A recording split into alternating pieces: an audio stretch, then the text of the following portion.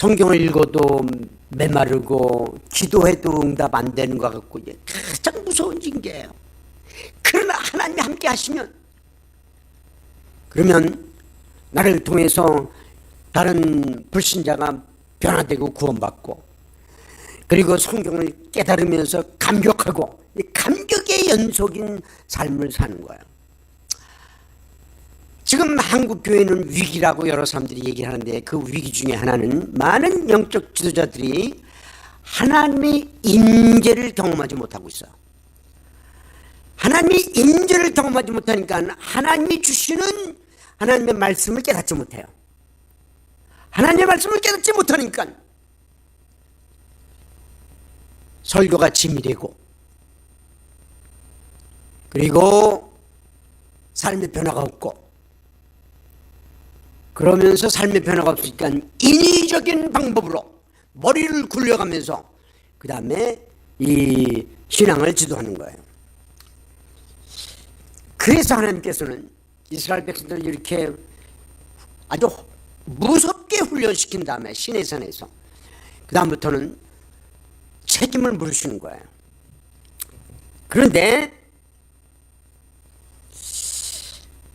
하나님께서 이스라엘 백성들을 이렇게 건져내시고 그 다음에 훈련시키시는 말씀을 주시는 목적이 있어요. 그 목적을 출애굽기 19장에서 얘기하고 있는 거예요. 자, 이제 4절을 또 읽겠습니다. 내가 애굽 사람에게 어떻게 행하였음과, 애굽 사람에게 어떻게 행하였으면 뭐를 얘기하냐면 10가지 재앙을 얘기하는 거야. 10가지 재앙 중에서 가장 대표적인 재앙이 뭐냐면 10번째 재앙이에요. 장자와 모든 동물의 첫 새끼를 죽이는 재앙이에요. 그것은 애굽 사람에게는 어마어마한 재앙이었지만, 그것은 이스라엘 백성들은 구원의 증표라고 그랬어요. 율절 양의 죽음으로 말미암아 이스라엘 백성들이 구원받는 거예요. 그래서 거기 내가 애굽 사람에게 어떻게 행하였음과는, 애굽 사람들에게는 10가지 재앙이지만 이스라엘 백성들에게는 하나님의 사랑의 표현이었어요. 이스라엘도 하나님 장자가 죽어야 되는데 그 장자 대신에 1년 된 어린 양 한 마리가 대신 죽었어요. 그래서 요 말을 내가 애굽 사람에게 어떻게 행하였음과, 이거를 유대인을 위해서 풀면은 하나님의 사랑이에요. 하나님의 사랑. 애굽 사람들에게는 어마어마한 심판이었지만 그게 바로 유대인에게는 구원의 표예요. 그래서 하나님의 사랑이에요. 그 다음에 내가 어떻게 독수리 날개로 너희를 업어 내게로 인도하였음을 너희가 보았느니라. 독수리 날개를 업어서 이 이스라엘 백성들을 인도했다. 이건 뭐냐면 홍해를 걷는 걸 얘기하는 거예요. 홍해를 걷는 걸. 그리고 이 4절에서 하나님께서 모세에게 이스라엘 백성들이 지금까지 구원받은 그런 것을 요약해서 말씀하신 거야. 그러니까 첫째는 유월절 어린 양 때문에 너희들이 구원을 받았고, 두 번째는 홍해를 건너므로 말미암아 완전히 출애굽했다라는 거예요. 자, 이제 이 노트 10쪽으로 보겠습니다. 10쪽을 펴서 보시겠습니다.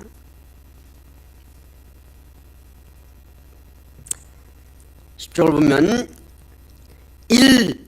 하나님의 사랑과 능력. 그래서 하나님의 사랑은 뭐 어떻게 표현됐냐면 내가 애굽 사람에게 어떻게 행하였음과, 요거를 유대인적으로 풀 때는 하나님의 사랑이에요. 그 다음에 내가 어떻게 독수리 날개로 너희를 업어 내기로 인도하였다라는 건 하나님의 능력을 얘기하는 거야. 이런 능력이 있나요? 이런 능력은 이제 구약에서 많은 기적이 있었어요. 그런데 모든 기적 중에 최대의 기적은 홍해가 갈라져서 이스라엘 백성들은 건너고 그들을 따르는 애굽 군대는 물에 빠져 죽고, 이게 최대의 기적이에요. 다른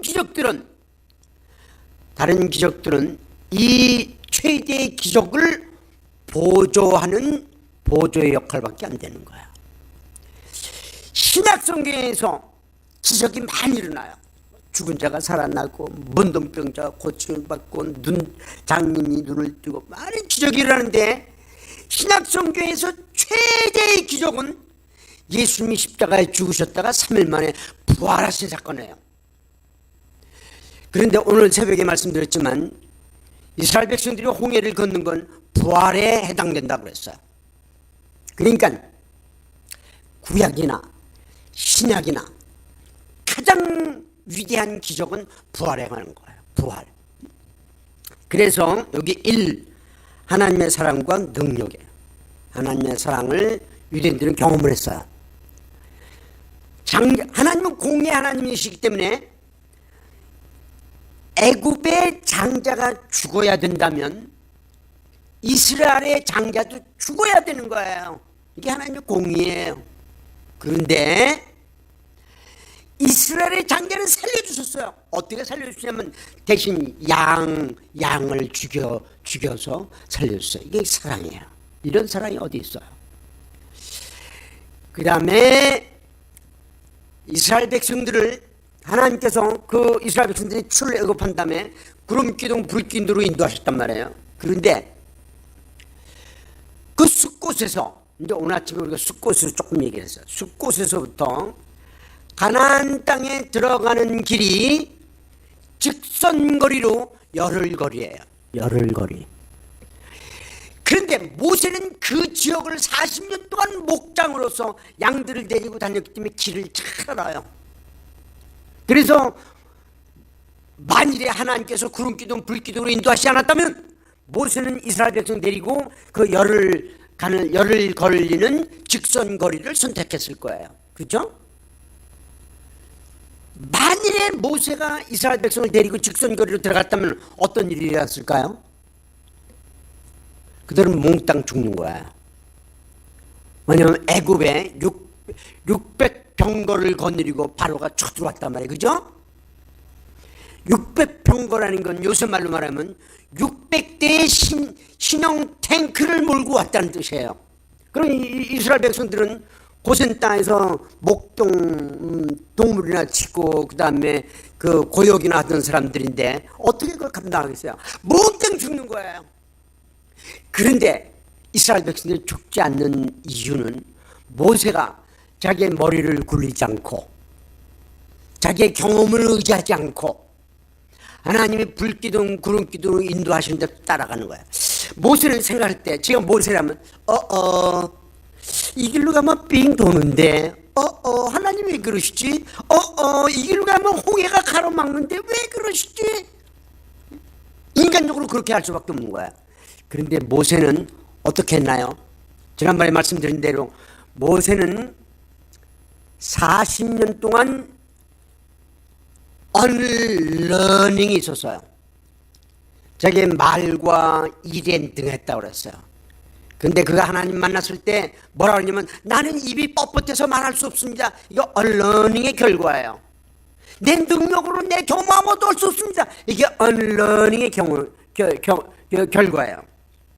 그래서 완전히 자기를 비웠기 때문에 하나님께서 인도하신 대로 인간적으로 생각하면 이리 가면 안 되는데 이리 가야 되는데 우리 홍해 쪽으로 하나님이 인도하실까? 그런데 이 모세의 위대함은 인간적으로 말도 되지 않는 곳으로 하나님이 불기둥 구름기둥으로 인도하실 때 그걸 무조건 순종하고 따라갔다는 거야. 이게 이제 모세의 위대함이에요. 따라갔기 때문에 이스라엘 백성이 또 사는 거예요. 그래서 이제 이스라엘 백성들은 홍해 앞에 딱 갔단 말이에요. 그러니까 앞에는 홍해요, 뒤에는 바로가 그냥 세계 최강의 나라인 최강의 군대가 경고 600성을 거느리고 쫓아왔을 때 이스라엘 백성들이 소리 지르면서 우리를 여기 와서 죽게 하느냐 말이죠. 이 애굽에 매장지가 없어서 여기서 죽게 하느냐 소리 질렀어요. 그때 모세가 뭐라 그러냐면 너희들은 잠잠할지어다 어느 날 하나님께서 너희를 위해서 이루시는 구원을 경험할지어다 다 그런 거예요. 그리고 홍해가 꽉 갈라지는 거예요. 그러면서 그들이 홍해를 육지처럼 건너왔다고 그랬어요. 이 물이 갈라져갖고 벽이 됐다고 그랬어요. 그걸 쭉 통과하는 거예요. 그리고 뒤를 돌아보니까 애국 군인이 쫓아와요. 바다가 다 메꿔갖고 애국 군인들은 다 죽었단 말이에요. 그러니까 이게 하나님의 방법이에요. 이걸 갖다 뭐라고 그러냐면 돌아가는 지름길이라고 그래요. 한번 저를 따라서 해보세요. 돌아가는 지름길. 예, 이게 뭐냐면 우리 인간으로 볼 때는 인간의 머리로 볼 때는 뺑글뺑글 돌아가는 것 같아. 이러면 안 되는데 돌아가는 것 같아. 그런데 하나님 보시기엔 그게 지름길이에요. 그 하나님의 길로 가야 그게 빙글빙글 돌아가는 것 같지만 그게 실제로 지름길이에요.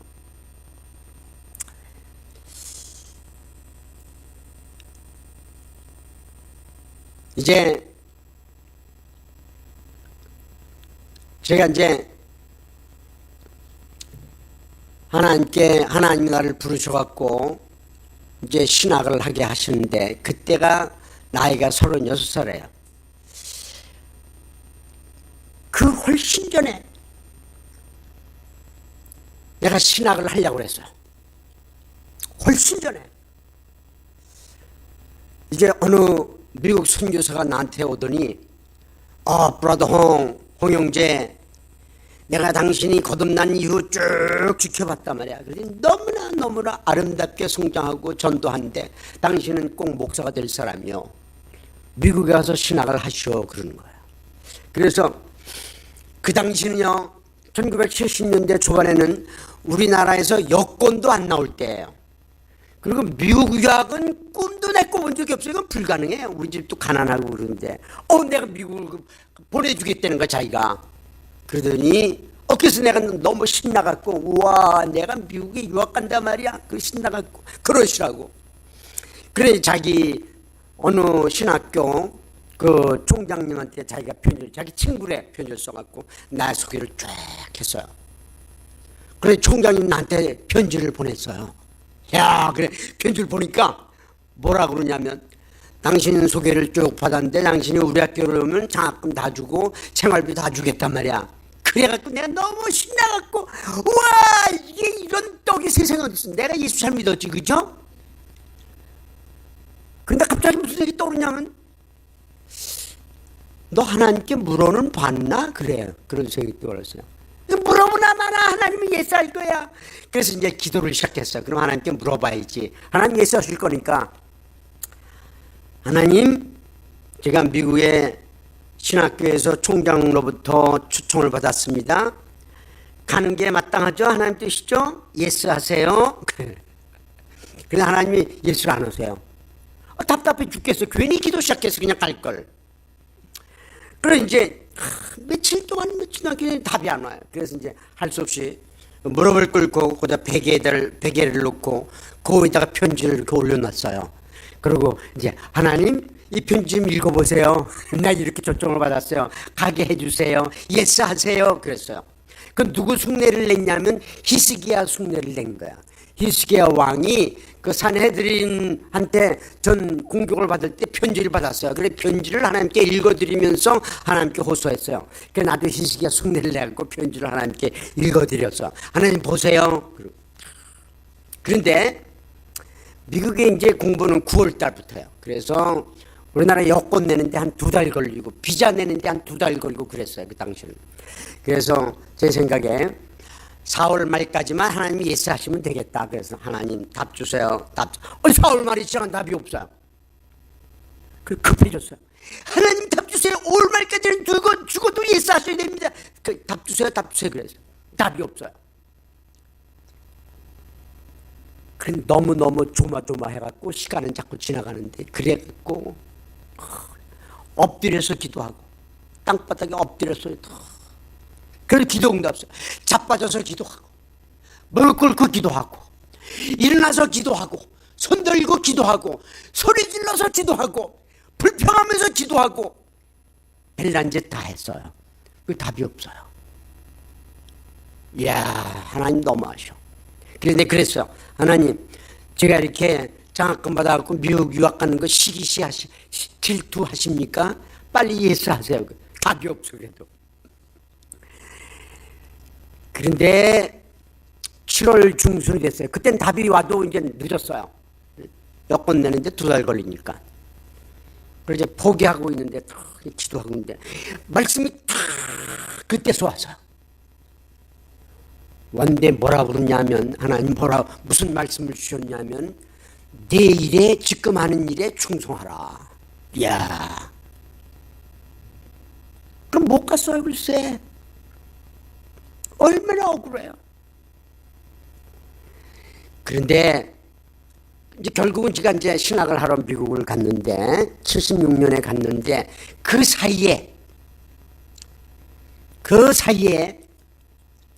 하나님께서 평신도인 저를 성령으로 충만케 하시고 그 다음에 그렇게 말씀을 많이 보게 하셨어요. 저는 이제 성경을 읽을 때 그때 하루에 10시간 15시간씩 읽었어요. 그리고 기도 몇 시간씩 하고. 그런데 마침내 하나님께서 저를 사용하셔서 그냥 전국을 다니면서 집회를 했고 복음을 전했어요. 그래서 수천 명이 그리스도로 돌아왔다고 이미 말씀드린 적이 있어요. 그리고 36살에 하나님이 저를 또 그때 부르셨어요. 이제 내 몸을 바쳐서 신학을 하라. 삥 돌아가서 돌아가는 지름길이에요. 그래서 이제 그 나이에 36에 신학하는 게 너무 늦은 거예요.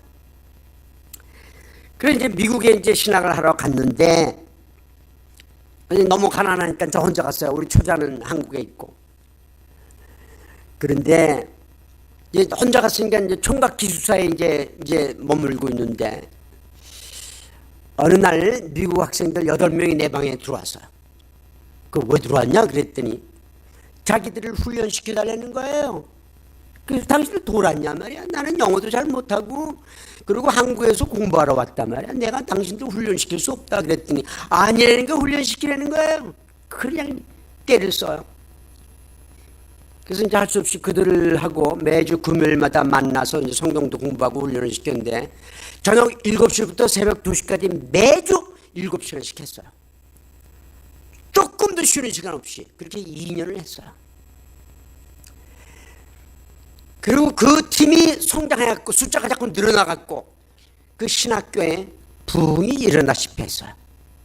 우리 팀들이 막 변화를 일으켜갖고 그게 전설이 되어갖고 제가 나중에 그 학교에 신학교 교수로 가는 거예요. 초청을 받아서 가는 거예요. 그때 그 학교에 너무 소문이 나갖고 저 한국에서 온 그 영어도 잘못하는 홍아무개는 하나님의 사람이다 이런 소문이 나갔고 그리고 이제 거기에서 저기 초청을 받아갖고 교수로 가고 에스베리 신학교의 교수가 된다는 건 하늘의 별따기예요. 절대로 인간적으로는 불가능한 거예요.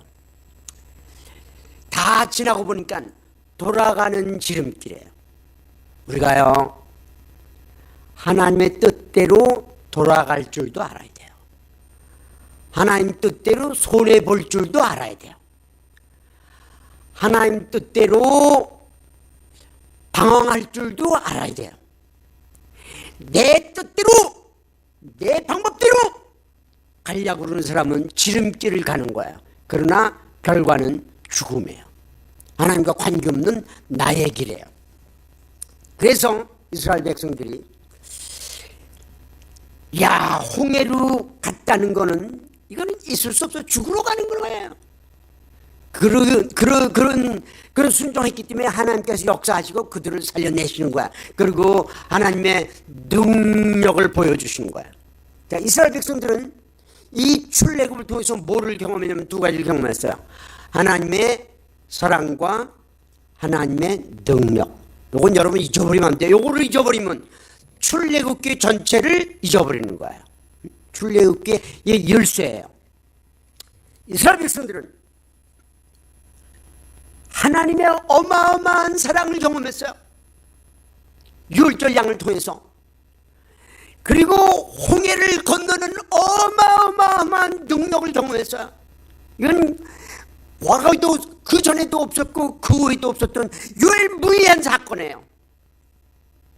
홍해를 건넜어요. 제가요 어느 날 애굽에 가서 차를 빌렸다고 홍해 앞에 갔다고 말씀을 드린 적이 있어요. 그들이 건넌 홍해를 보니까 끔찍하더구만. 너무 물이 많고 너무 깊고 너무 넓어. 이게 인간적으로는 불가능한 거예요. 그런데 하나님은 천지를 말씀으로 창조하신 전능하신 분이에요. 그 하나님께서 홍해를 갈리시고 능력을 보여주시면서 이스라엘을 구원하셨고 그리고 애굽을 심판하신 거예요. 그러면 여기 중요한 거예요. 왜 하나님께서 이스라엘 백성들에게 그토록 엄청난 사랑과 능력을 경험하게 하셨느냐 이거예요. 이스라엘이 잘나서요? 한번 대답 좀 해보세요. 이스라엘이 잘나서요? 아닙니다. 이스라엘이 숫자가 많아서요? 아닙니다. 이스라엘이 의인이라요? 아닙니다. 이스라엘이 빼어난 민족이기 때문에요? 아닙니다. 하나님께서 조건 없이 선택하셨습니다. 이제 그 이스라엘의 그 시작은 아브라함이에요. 아브라함이 갈대 우르에서 이방신을 섬기는 그런 사람이었어.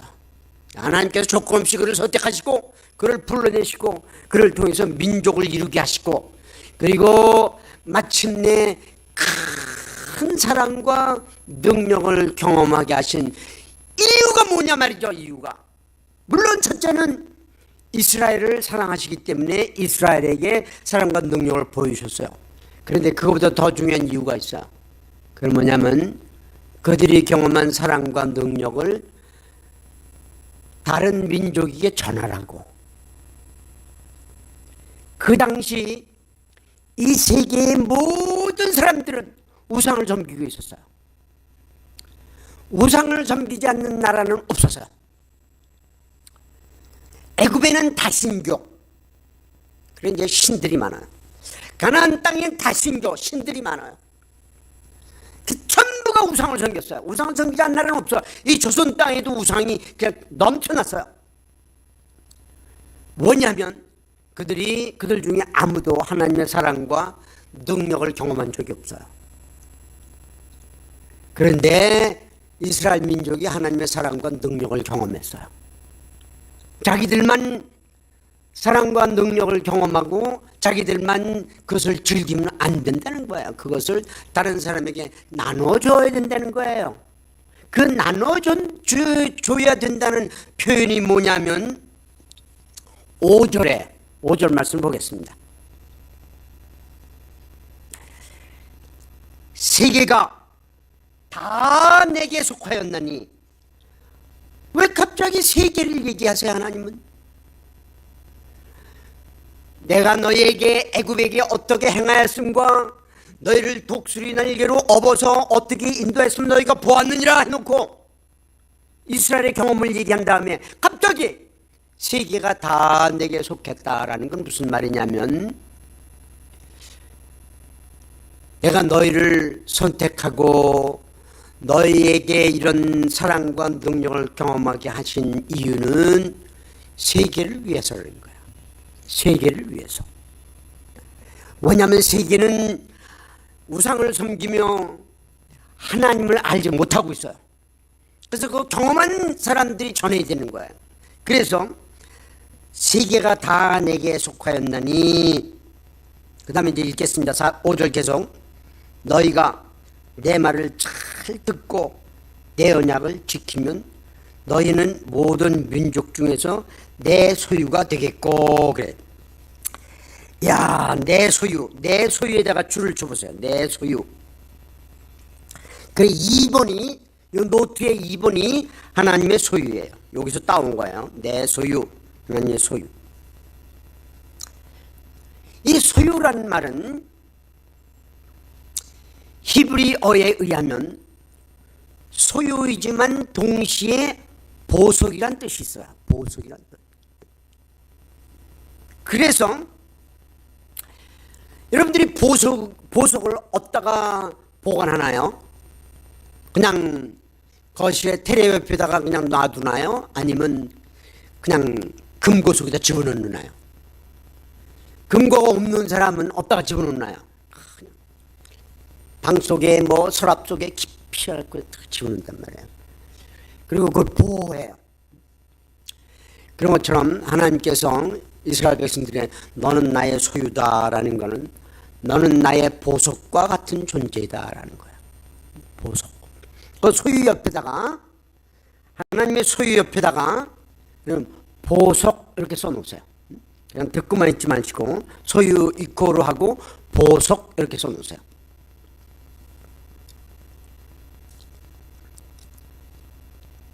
그러니까 이게 이스라엘 백성들은 하나님의 특별한 경험을 하게 하셨어요. 하나님의 사랑과 능력을 경험했어요. 그랬기 때문에 그들은 하나님에겐 보석과 같은 존귀한 존재들이에요. 출애굽기 4장 22절에 의하면 이스라엘은 나의 장자라 그랬어요. 장자라. 큰아들이단 말이죠. 둘째 아들은 누구게요? 이방인 교회를 말하는 거예요. 이방인 교회. 우리는 여러분과 나는 차자예요. 그래서 보석같이 귀하게 여기시고, 왜 보석처럼 귀하게 여기시냐? 세계를 위해서. 그리고 세계 속으로 이 이스라엘 백성이 뚫고 들어가야 돼요. 뚫고 들어가서 그 우상 숭배자들에게 하나님을 전해야 돼요. 그러면 사람들이 그냥 환영하고 받아들이게요? 아니면 핍박하고 막 그냥 죽이게요? 핍박하고 죽이는 거예요. 그런데 그 핍박과 순교 속에서도 하나님께서 보석처럼 지켜주시겠다는 거예요. 보석처럼. 그래서 하나님의 소유란 말은 이 세계와 관련해서 하나님의 소유란 뜻이에요. 이 세계 속에서 많은 민족이 있는데 그 중에서 내가 너희를 뽑아냈단 말이야. 그래갖고 너는 나에게 보석과 같은 존귀한 존재다. 그래서 너희들이 내 말만 잘 듣고 내 언약만 지키면은 너희들은 세계에 나가서 이 하나님의 사랑과 능력을 소개할 뿐만 아니라 그들 위에 뛰어난 지도자가 될 거다라는 뜻이에요. 지도자가 될 것이다. 뛰어난 지도자. 여러분, 복음을 확실히 알면은, 하나님의 사랑과 능력을 확실히 알고 그것을 전하면은 지도자가 되는 겁니다. 영적 지도자가 되는 거예요. 저는 여러분에게 말씀드렸지만 참으로 가난한 가정에서 성장했습니다. 그리고 어떻게 하다가 겨우 선생됐어요. 하나님 기적으로. 그리고 밤낮 뭐 가르치냐면 학교에서 학생들한테 I'm a boy, you're a girl 이런 거 가르쳤어요. 그렇게 저는 일생을 보낼 생각이었어요. 그런데 그러면서도 제가 성경 그렇게 읽었어요. 학교 갔다 와서 매일 5시간, 6시간 성경을 읽었고 방학 때는 10시간, 15시간 성경 읽었어요. 하나님께서 나를 보석처럼 여기시고 이 못난 나를 보석처럼 여기시고 다 불러갖고 쭉쭉쭉 그래갖고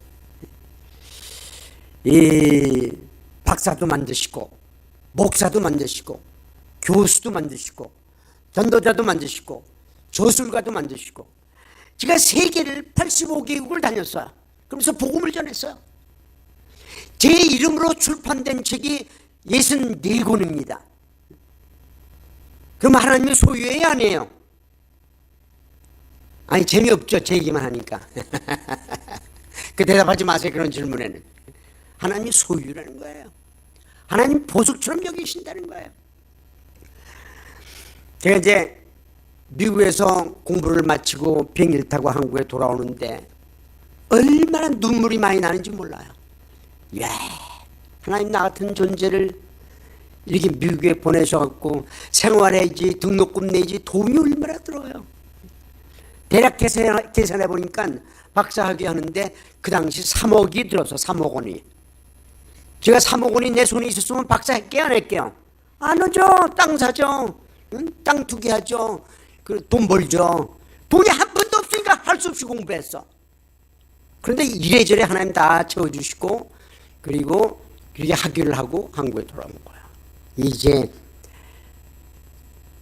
하나님의 사람이 되면은, 하나님 사람 증거가 뭐냐 말이죠. 말씀에 사로잡히고 기도하고 순종하고 복음을 전하면 하나님 사람이야. 하나님이 그 사람을 어떻게든지 올리신 거예요. 우리 장 목사님 보세요. 야, 장 목사님 옛날에 예수 믿고 나서 집안에서 핍박받고 불교 가정에서 예수 믿고 말이야. 핍박. 그냥 불행하게도 저를 만났어. 그래갖고 말이죠. 그 예수 믿고 나서 그냥 핍박받고 막 쫓겨나고 말이죠. 그냥 고생 많이 했어요. 그 이금주 사모님은 그냥 간호사인데도 불구하고 그냥 남편 잘못 만나고 고생 괜땅했어요. 그냥 얼마나 고생인지 몰라. 그냥 가서 그냥 거의 종처럼 살았어요.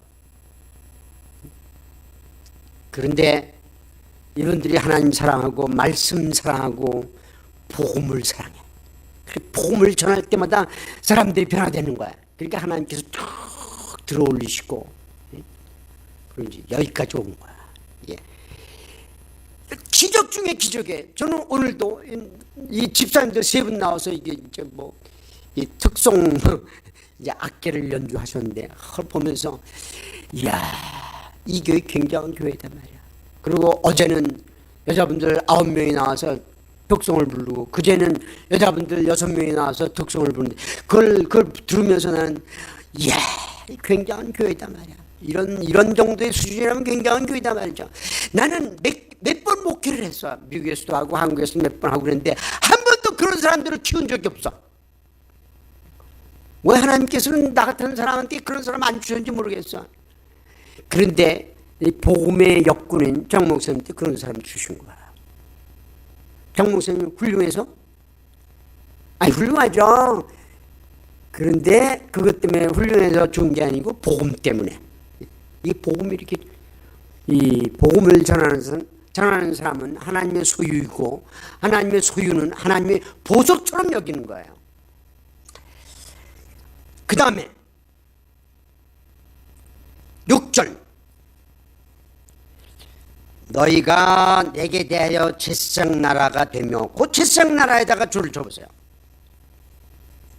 제사장 나라.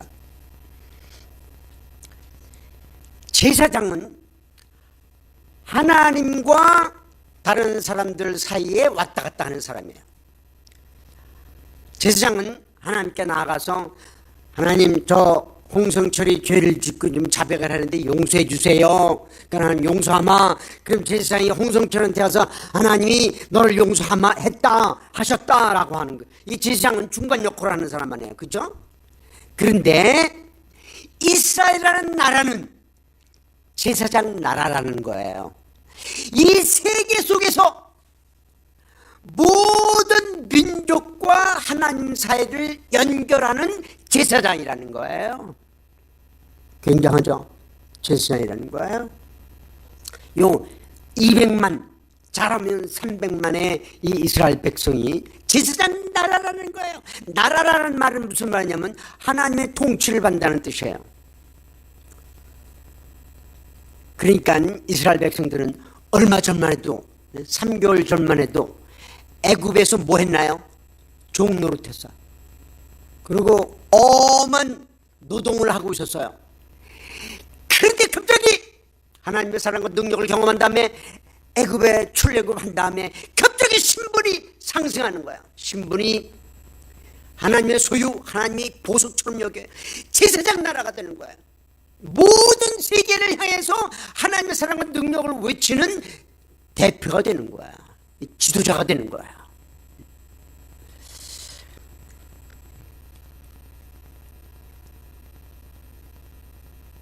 야, 지상 나라는 건 신분의 상승이다. 제가 이제 그렇게 쩔쩔매면서 공부를 하다가 예수 영접하고 구원받고 나니까 제일 먼저 무슨 마음이 생기냐면, 이처럼 놀라운 구원을 허락하신 예수님을 다른 사람에게 전해야지. 그래, 그 사람들도 나처럼 기쁘게 그 죄를 용서받게 해줘야지. 다 복음을 전하는 다니는 거야. 그 물론 내가 복음을 전하는데 잘 믿지 않았어요. 그래 이제 열심히 전하는데 아무도 안 믿어. 그래서 이제 1년이 지났어요. 그렇게. 그러니까 1년 동안 내가 그날 아침에 기도했어. 하나님, 내가 아무리 전도해도 아무도 안 믿어요. 그래 이제 나는 전도의 은사가 없나 봐요. 오늘 이제 마지막으로 가서 전도 한 번 하고 그래도 안 믿으면 나는 다시는 전도 안 할 테니까 그런 줄 아십시오. 이제 그렇게 이제 기도하고 나가서 전도를 했는데, 불행하게도 그날 어떤 사람이 예수님 영접했어요. 그것 때문에 제가 전도자 됐어요.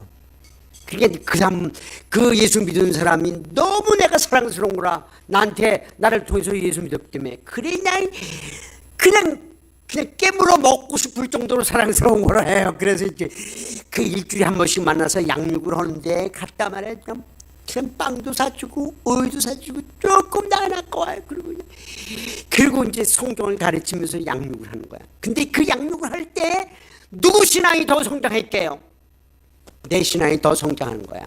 신앙은 가르치면서 양육하면서 다른 영혼을 내 영혼처럼 보살필 때 내 신앙이 성장하는 거야. 그러면서 나는 조금씩 제사장이 되어가는 거예요. 왕 같은 제사장. 나라라는 말은 왕이 통치한다는 뜻이에요. 그래서 베드로 사도는 베드로전서 2장 9절에서 뭐라 하냐면, 너희는 왕 같은 제사장이다 그런 거예요. 왕 같은 제사장이다. 우리가 왕 같은 제사장이에요. 우리가 다른 사람들에게 복음을 전할 때 제사장이고, 그리고 왕 같아요. 왜냐면 우리가 전하는 복음을 믿지 않으면 그 사람도 지옥 가는 거야. 우리 말은 최후의 결론이에요. 그러니까 왕 같은 거예요. 우리의 말을 받아들이면 그 사람 구원 받는 거고, 우리의 말을 받아들이지 않으면 그 사람 지옥 가는 거야. 그러니까 우리의 말은 왕 같은 최후의 결정권을 갖는 거야. 그리고 왕 같은 제사장이에요. 이야, 굉장하죠? 응? 여러분들 이런 얘기를 들을 때 여러분들, 굉장하구나. 내가 왕 같은 제사장이구나 말이야. 내가 하나님의 소유고, 저를 따라서 없어요. 나는 하나님의 소유다. 그러니까 보석과 같다는 거야. 그 다음에 또 한 번, 나는 제사장 나라이다. 되게 남자들은 잘 안 따라하세요. 그러니까 제사장 나라 싫은가 봐. 그 다음에 6절을 계속 읽어갑니다. 거룩한 백성이 되리라 그랬어요. 거룩한 백성이다. 또 줄을 쳐보세요. 거룩한 백성.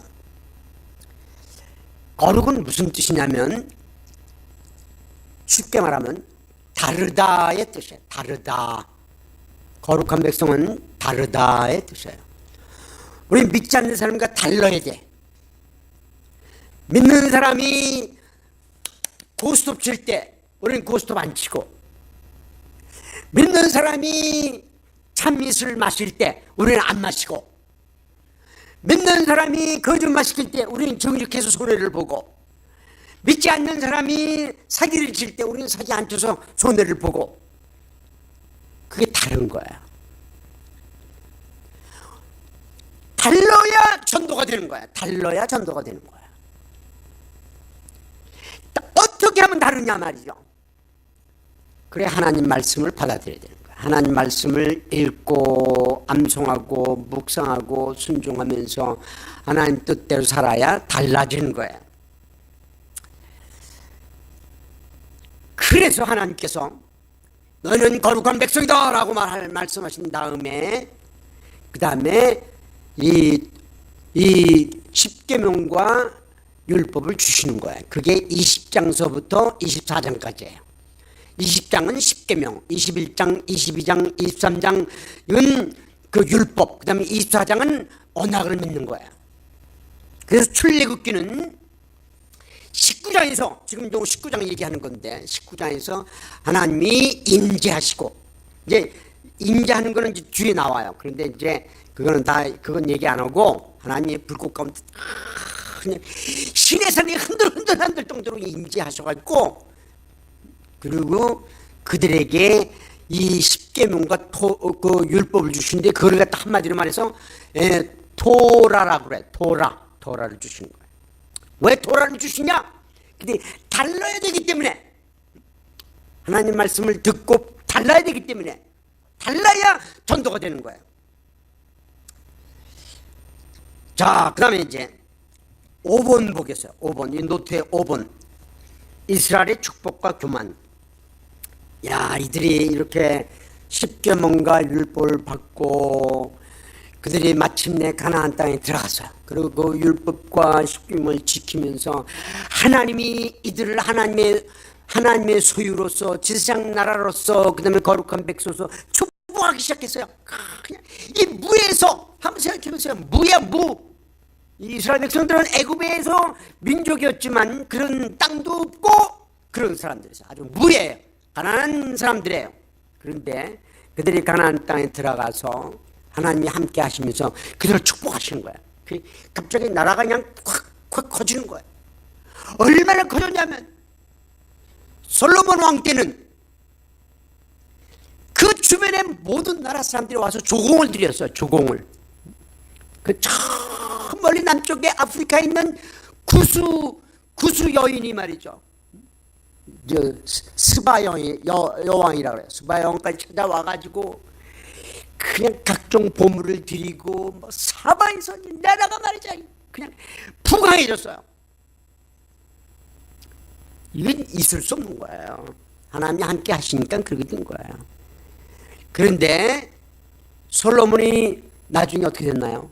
교만해졌어. 교만해져갖고 아내가 700이고 첩이 300이야. 1000명밖에 안 돼요. 나 같으면은 이름도 다 기억 못할 거야.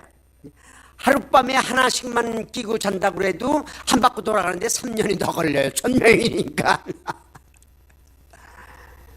그러면서 이 부인들이 자기들의 우상을 가져오는 거예요. 그래서 그 우상을 섬기기 시작했어요.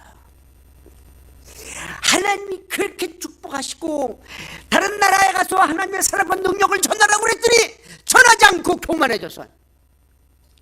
그 교만의 대표적인 인물이 누구냐면 요나예요. 요나. 하나님께서 그 이스라엘의 그날 그 당시에 이스라엘의 사고를 전해주는 거예요. 하나님께서 요나에게, 요나야, 느느웨 성에 가서 복음을 전하라. 알았습니다. 그리고 다시스로 도망갔어. 왜 도망간지 아세요? 내가 유대인인데 어떻게 이방인, 개와 같은 이방인 속에 들어가서 복음을 전하냐. 저들이 찾아와서 우리한테 무릎을 꿇어야지 그러는 거예요. 유대인들은 나가서 하나님의 사랑과 능력을 전하지 않고 그들이 와서 무릎을 꿇으라고 한 거야. 그 대표적인 인물이 요나예요. 안 나갔어.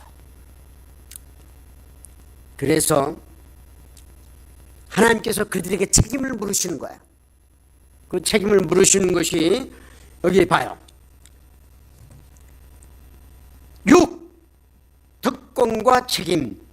특권과 책임. 어떻게 책임을 물으셨냐? 성경적으로, 역사적으로요. 성경적으로 이제 이스라엘이 남북으로 나뉘었어요. 남북으로 나뉘었고, 위의 나라는, 북쪽의 나라는 이스라엘이고 남쪽의 나라는 유다예요. 그런데 BC 722년에 세계 최강국이 두 개가 있다고 그랬어요. 아수르하고 애굽이 있다고 그러는데 아수르가 그냥 북쪽을 때려 부셨어요. 그래서 그냥 나라가 없어졌어요.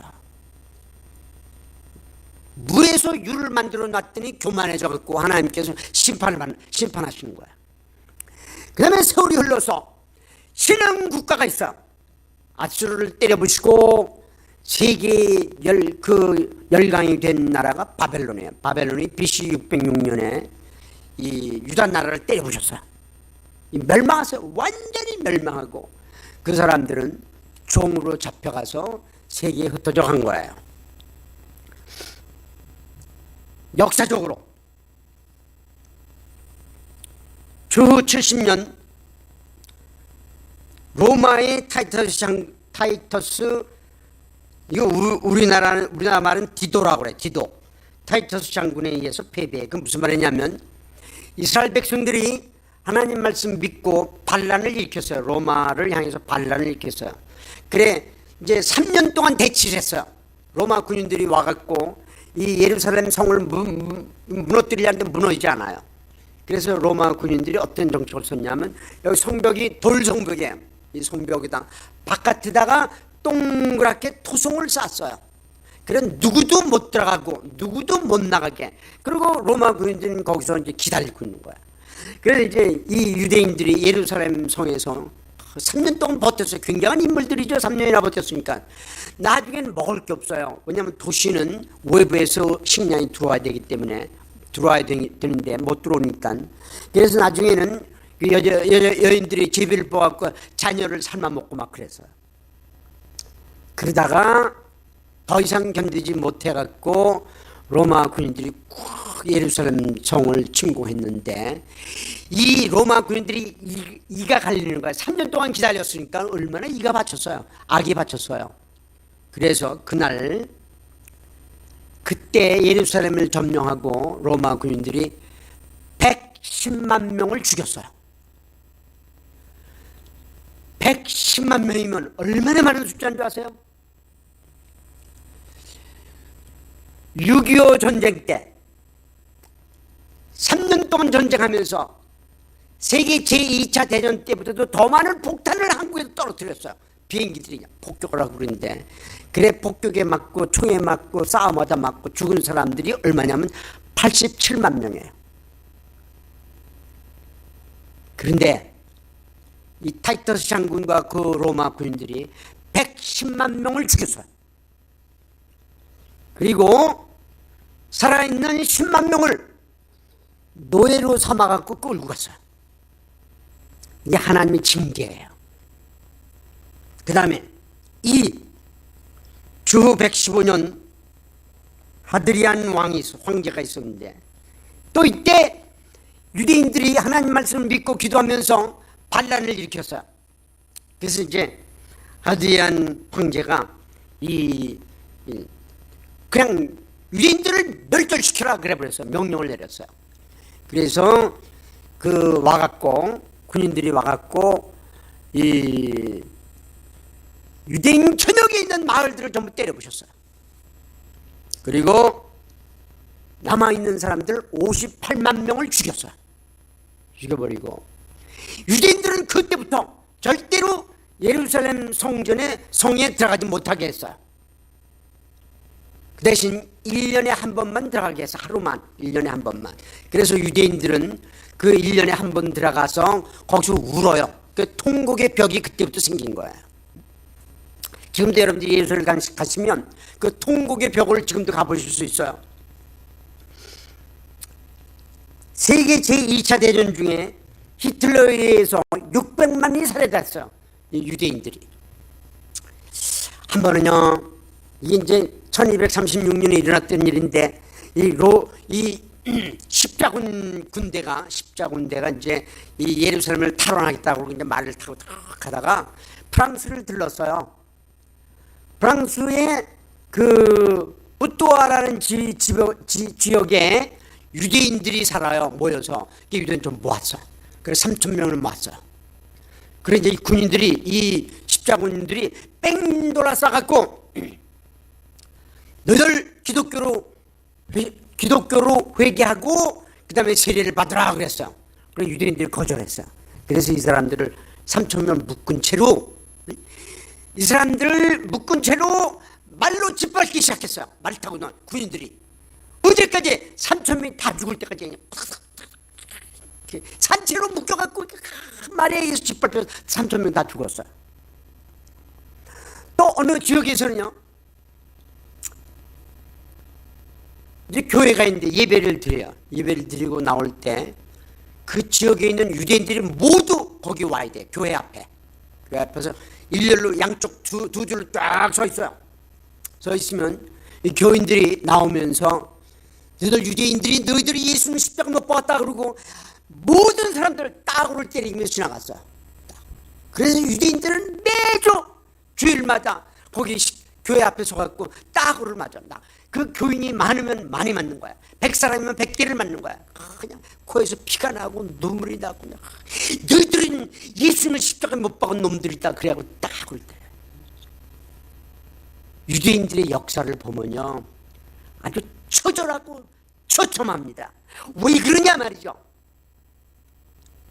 하나님이 그들에게 주신 특권, 너희는 나의 소유다, 하나님의 소유다, 제사장 나라다, 거룩한 백성이다, 이런 엄청난 신분의 상승, 엄청난 특권, 이거를 누리기만 하고 교만해졌기 때문에 하나님이 갚으신 거야. 그럼 유대인은 끝났냐? 끝나지 않았어. 어느 날 주님이 다시 오시고 천년왕국에 들어가면 유대인들이 회복이 되어갖고, 그 다음에 유대인들이 그때 지상 나라가 돼요. 하나님의 복수, 하나님의 소유가 되고 거룩한 백성이 되면서 천년 동안 복음을 전하면서 세계를 누릴 거예요. 그렇습니다. 여러분과 나는 하나님의 사랑을 경험한 사람들입니다. 십자가, 하나님 사랑이에요. 여러분과 나는 하나님의 능력을 경험한 사람들입니다. 그건 뭐냐면 부활, 예수님의 부활. 부활하신 주님이 나를 만나주시고 내 마음속에 들어오셨어요. 이렇게 하나님의 사랑과 능력을 경험한 사람들은 무슨 책임이 있냐면, 물론 신분의 상승이 있어요. 하나님의 소유고 제사장 나라고 그 다음에 거룩한 백성이에요. 굉장한 소유예요. 그런데 책임이 있어요. 그 특권과 책임이 있어요. 그 책임이 뭐냐? 하나님의 사랑과 능력을 전해야 돼요. 우리 주변의 사람들 그걸 몰라요. 왜 그들이 교회를 향해 손가락질합니까? 왜 그들이 예수 믿는 사람들을 웃긴다고 그럽니까? 왜냐하면 하나님의 사랑과 능력을 모르기 때문에. 그래서 우리들이 그들에게 하나님의 사랑과 능력을 보여주고 거룩한 삶을 통해서 보여줘야 돼요. 제가 이제 이 예화만 하나 들고 이제 마치려고 합니다. 제가 이제 태국에 선교사로 갔을 때, 그 카렌족이라고 있어요, 태국에. 카렌족은 한국 사람하고 되게 비슷하게 생겼어요. 그래서 제가 카렌족을 굉장히 사랑했어요. 그런데 카렌족이 전국 목회자 집회를 했어요. 그래서 이제 태국에 있는 목사들 전부 모이고, 심지어는 미얀마에서도 카렌족 지도자들이 많이 왔어요. 그래서 거기에서 이제 3박 4일 동안 집회를 하는데, 제가 이제 강사야. 아침에는 성경 가르치고 저녁에는 부흥하고. 그런데 전날 이제 성경을 가르치고, 전 성경 가르치는 게 4시간이에요. 아침 8시부터 12시까지. 그 사이에 30분 쉬고. 그런데 성경을 가르치고 이제 쉬 시간이 돼서 30분 쉬라고 그랬는데, 내가 놀랐어요. 이 목사들이 전부 한 잔도 빼놓고 전부 담배를 피워요. 담배를 피우는데, 어떤 사람은 골풍 담배, 어떤 사람은 뭐 그냥 시가레트 피고, 어떤 사람은 쌈지에서 꺼내서 그걸 말아서 피고, 전부 그래요. 그래 내가 그 선교사들한테 물어봤어요. 그 미국 선교사한테, 당신들 이 사람들한테 전도하고 목사로 만들면서 담배 피라고 그랬냐, 아니면 피지 말라고 그랬냐 말이야. 그랬더니 선교사들이 피라고 그런 적 없대요. 근데 왜 전부 피냐 말이야, 목사인데도. 그랬더니 얘네들은 산속에 살기 때문에 어려서부터 담배를 피워왔대요. 그래서 이게 그들의 문화래요. 그럼 당신들이 그걸 지지하는 거냐 반대하는 거냐? 자기들은 마음속으로는 반대하지만 그 문화를 공격하면은 자기들이 쫓겨날까 봐 못했다는 거야. 그럼 내가 해도 되냐 그랬더니 이 선교사 얼굴이 헬쑥해지는 거야. 잘못하면 쫓겨난다는 거야. 그럼 내가 혼다 말이야. 그냥 기도를 시작했어요. 하나님, 내가 분통이 터져서 그냥 견딜 수가 없습니다. 그래갖고 기도하면서 어느 날 이제 낮에 성경 공부하면서, 우리는 거룩한 백성이다 라고 얘기하면서 이제 거룩에 대해서 설명을 쭉 한 다음에 내가 물어봤어요, 목사님들한테. 여러분, 우리 거룩한 사람들이기 때문에 이 바람을 피워도 됩니까? 안 됩니까? 이렇게 전부 노 그래요. 바람 피우면 안 되죠. 거룩한 백성이니까. 여러분은 거룩한 백성이라고 술을 먹으면 됩니까? 안 됩니까? 이렇게 노 그래요. 우리 몸은 뭡니까? 그랬더니 성령이 계시는 전이래요. 그러면 우리 성령의 전을 더럽히는 담배를 펴도 됩니까? 안 됩니까? 그랬더니 가만히 좀 고개를 푹 숙 그래요. 그 다음부터 그냥 지가 그냥 얼마나 야단을 쳤는지 몰라요. 야단을 치고 여러분들이 목사면 달라야지 그러면서 거룩한 백성이 돼야 된단 말이에요. 그러면서 제가 이제 그다음에 같이 기도하다가 기도를 중단하고 오늘 담배를 포기할 사람들은 그 자리에서 일어나십시오. 하나님 앞에 약속으로 일어나십시오. 했더니 전부 일어나. 한 사람도 빼놓지 않고 전부 일어나. 그래서 이제 그들을 위해서 기도하는 동안에 무슨 생각이 떠오르냐면 사도행전에 보면은 그 마술책을 전부 갖다가 불태운 게 생각이 탁 나요. 그래서 이제 기도를 마친 다음에 지금부터 여러분들은 모두 담배에 관한 걸 전부 가지고 나와라 그랬어요. 전부 방에 가서 쌈지고 뭐고 몽땅 가져와라 말이에요. 전부 가져왔어요. 그리고 그 가운데다가 이걸 전부 던져라 말이야. 던졌더니 이만큼 돼. 그리고 정말 뺑 둘러서라. 뺑 둘러서면서 찬송을 불렀어요. 내 주는 강한 성이요. 찬송을 부르면서 그 화영식을 했어요. 거기다 불을 놓았어요. 불을 태우는데 이야, 그런데 이 선교사들은 사진 찍느라고 난리야. 그냥 나는 사진 한 장 못 찍었구만요. 이 인도하느라고. 우리는 거룩한 백성입니다. 거룩한 백성답게 다르게 살면서 하나님, 우리가 경험한 하나님의 사랑과 능력을 전해야 되는 사명을 가지고 있는 겁니다. 이 사명을 가질 때 우리는 신분이 올라가는 거예요. 그러나 교만해져서 이 사명을 감당하지 않으면 하나님한테 책망을 받는 거예요. 여러분들 모두 이 하나님의 사랑과 능력을 전하는 분들 되시길 바랍니다. 같이 기도하시겠습니다. 사랑하시는 주님, 오늘 출애굽기 전체에서 가장 중요한 19장 1절서부터 6절의 말씀을 같이 나누었습니다. 오 주님, 이 말씀이 이스라엘의 역사를 결정한 것처럼 이 말씀이 우리 그리스도인들의 우리 한 사람 한 사람의 삶을 주장하게 도와주시옵소서. 한 발 더 나가서 이 말씀이 전민생명교회의 처음이 될 수 있게 축복하여 주시옵소서. 그래서 우리 모든 성도님들이 하나님의 사랑과 능력을 다른 사람에게 전하면서 살아가며 전하면서 축복받는, 전하면서 신분의 상승을 경험하는 그런 놀라운 은혜를 부어 주시옵소서. 이제 제가 기도를 마치기 전에 여러분들에게 시간을 잠깐 드리겠습니다. 여러분들 각자가 기도하시면서 하나님, 내가 하나님의 사랑과 하나님의 능력을 나의 삶으로, 나의 말로 전하겠습니다. 그래서 내가 하나님의 소유된 백성이고 하나님의 소유고 그 다음에 세상 나라고 거룩한 백성이 되겠습니다. 이렇게 전부 각자가 기도하시고 결정하시길 바랍니다. 다 같이 기도하시겠습니다.